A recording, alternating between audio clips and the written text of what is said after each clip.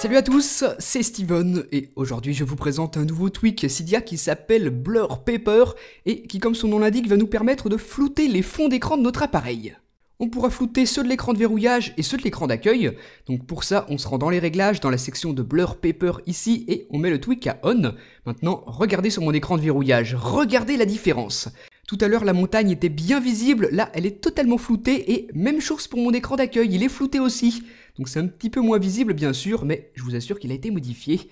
Donc ça se règle ici dans les réglages du tweak où on peut flouter le lock screen et aussi l'écran d'accueil. Donc là j'ai activé les deux, mais vous pouvez séparer les deux si vous voulez simplement que l'un soit flouté et pas l'autre. C'est vraiment comme vous voulez, le tweak vous propose cette fonctionnalité.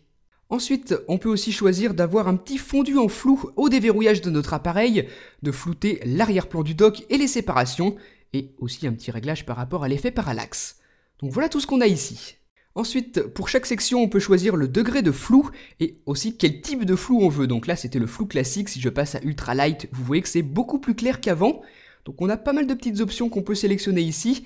À chaque fois, le flou sera un petit peu différent. Donc on a pas mal de choix. On doit avoir à peu près une dizaine de sélections qui sont possibles ici dans les réglages.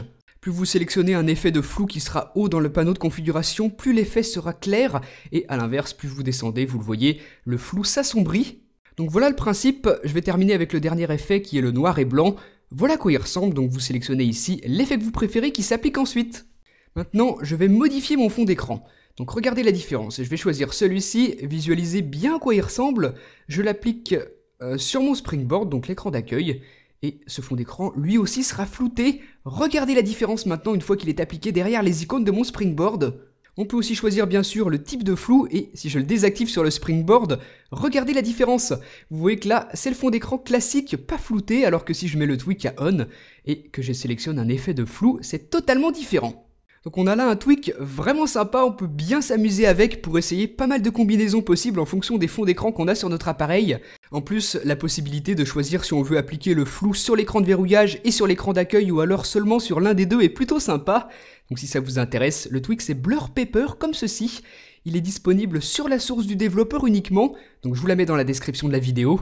Vous, dans les commentaires, dites-moi ce que vous avez pensé de ce tweak et moi je vous dis à très bientôt pour une prochaine. Salut!